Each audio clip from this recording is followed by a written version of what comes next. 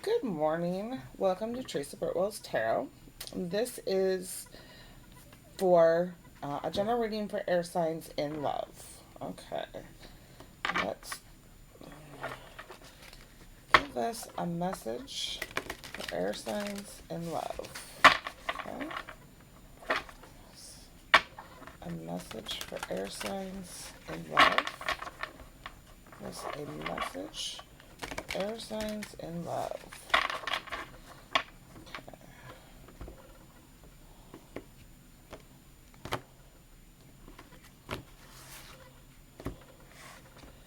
Okay.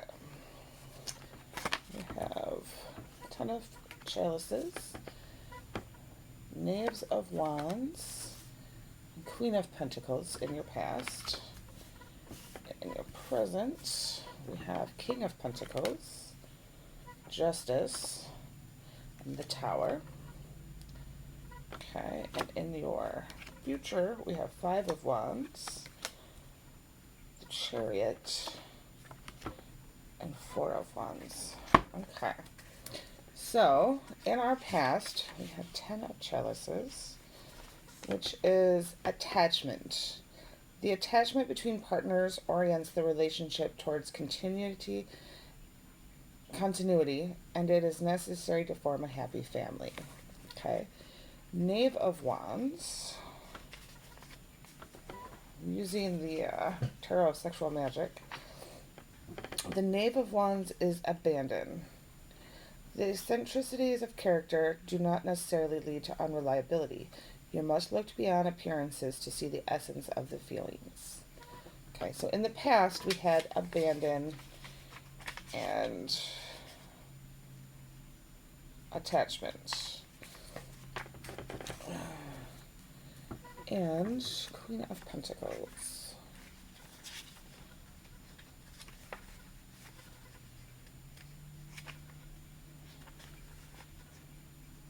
Coolness. You must fight coolness and convince your partner to be generous, both sentimentality and materially. This will bring serenity, safety, and sincerity into the couple. Okay, so in the past you've had attachment, coolness,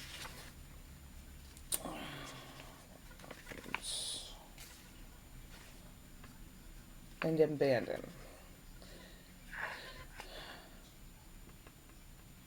You only saw what you wanted to see, and you didn't really let them see who you were in the past. In the present, King of Pentacles.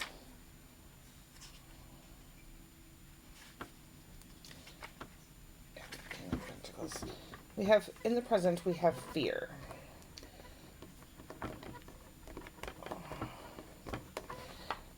Okay, maybe I can pick this up. Fear. Fear increases the distance, and pursuing your partner will do no good. Happiness is born of mutual effort to move towards each other. Okay? Justice in your presence, which is 8. Justice. Meeting. To obtain love, you must give something in exchange and pay the price for the errors of the past. And then we have the Tower in the present. Betrayal. A dangerous situation. Betrayal, deception, or imminent breakup. Protect yourself from this threat by using all of your own resources. Okay, so things have not worked out in the past.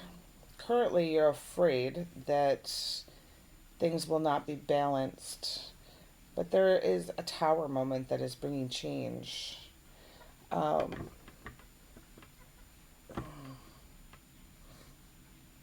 Yeah. Five of Wands in your future. Wands. Five of Wands. Watching. Good luck and happiness are not always and only for ourselves, but can be passed on to others, expecting that someone will give them to us in the future. Okay, the Chariot in the future. The Chariot. Conquest. To conquer a rival, you must change tactics and perspective, faking a retreat and then staging a forceful surprise attack. Okay. Four of Wands in the future. Playing. Sexual intent is born of play and enjoyment, just as harmony is born of happiness. Okay, so what I'm getting here is that in the past, what you wanted, and you only saw what you wanted. You didn't really take a look at who the person was, and you didn't really let them see who you were. You kind of just went along with everything. You got to heartbroken. You were chasing them instead of letting them chase you.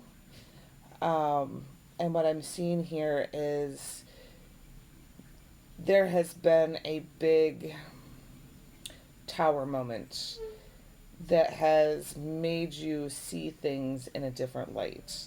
And so in the future, by allowing them to chase you,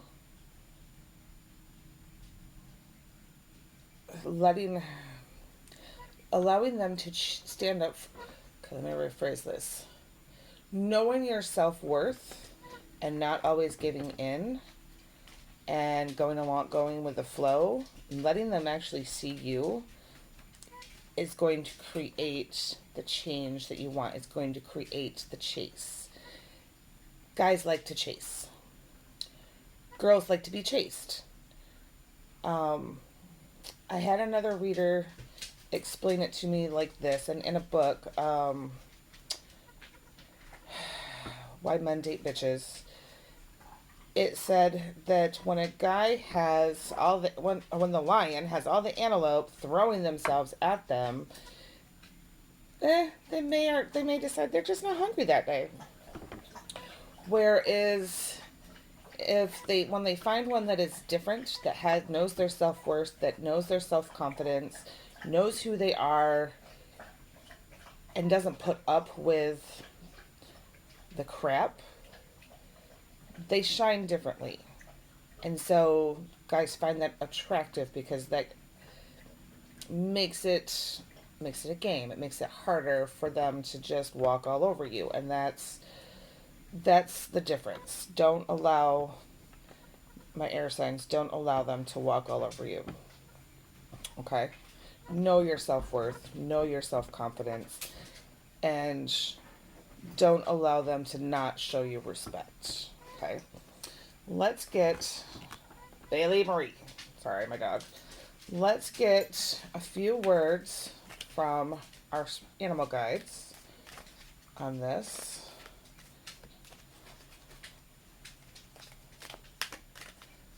Okay, what words do we have? Okay, give us a few words for my air signs in love. Give me a few words for my air signs in love.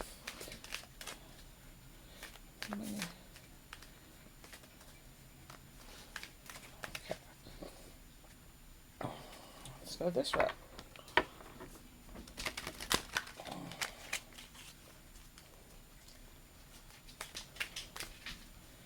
Give me a few words from our animal guides. Okay, the first one is the dove. Sexuality, peace, and divine inspiration. The dove has been long associated with female sexuality and maternity. Early pagans considered the dove a symbol of female sex organs, and Christian faiths in which the dove is primarily a symbol of peace and divine inspiration, linked the dove to sexual reproduction. Although Christ was born of a virgin, he was conceived by the Holy Spirit, which is represented by a dove. Greek mythology, Aphrodite, the goddess of love, was born from the egg nurtured by a dove. Okay, so sexuality, peace, and divine inspiration. Bailey Marie, drop it. Drop it. No, no, no. No. Play with your toys. Sorry about that.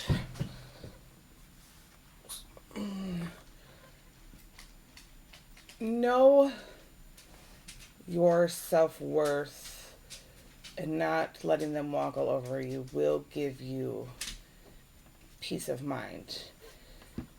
And the spirits are divinely guiding you. Get down. Okay, let's have another message. That was the dove. I don't know if you saw I showed you the picture or not. Can you see that? That's the dove. Where's Marie? They're out of stuff. Okay, this is our second message. The crow. Renewal, transformation, magic, and abundance. Okay, we got transformation. Okay. Like the raven, with which it's often synonymous, the crow wields powerful magic. In Native American myth, the crow restores order to the heavens. A Sioux belief links the crow to abundance and prosperity. One legend tells of a white crow that warns the buffalo every time hunters approach. This leads to hunger and starvation, and the crow is eventually captured by the hunters and thrown into a fire, but it escapes before it completely burns, emerging only blackened by the flames. Black becomes its permanent color. As the crow flees, it promises never to warn the buffalo of approaching hunters again. The crow is thus a kind of phoenix that rises from the ashes, symbolizing renewal, transformation, and the promise of abundance. Okay, what is our last message? Oh, we got two. Okay, the fox. You can see that. Like the cunning, sexuality, and creativity. Like the coyote, the fox is strongly associated with magic, supernatural power, and cunning. In the wild, it exists at the edges of fields and forests. In the mythical realm, is a principal mediator between the human and the spirit worlds. In Chinese folklore, the fox may assume a human shape at the age of 50. At its 100th birthday, it becomes either a wizard or a lovely maiden. Red foxes are associated with sexual energy, the creative life force. Some Native American legend speaks of a hunter discovering that his wife has a secret fox identity. So, I'm getting with these messages, be the beautiful woman that you are. Knowing your self-worth makes you more, and your confidence makes you more beautiful, more sexual to your mate. Okay. Men find that very sexy. Confidence is sexy. Okay. Caribou. Cycle of life, rebirth, and abundance. Caribou makes long annual migrations are associated with the cycle of life. The Inuit peoples believe that as the caribou returned to them each season, so did souls return to earth after death, taking the form of either beast or human. In the painting, different animals, including a polar bear, ox, ram, and goose, appear within the body of the caribou. This composite signifies the kinship of all life and recalls the Inuit belief in the universal soul. I don't know if I'm saying that right. Can you see that?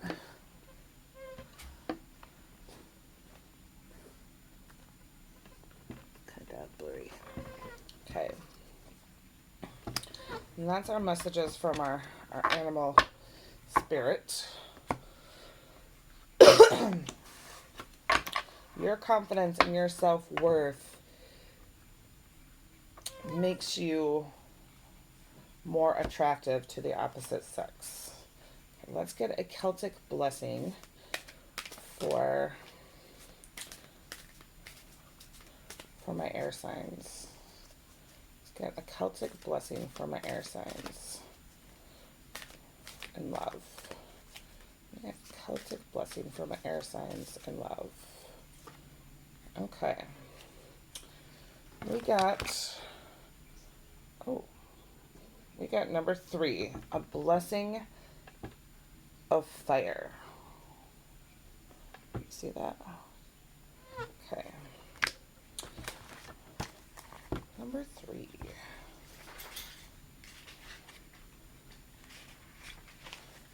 Blessing of fire.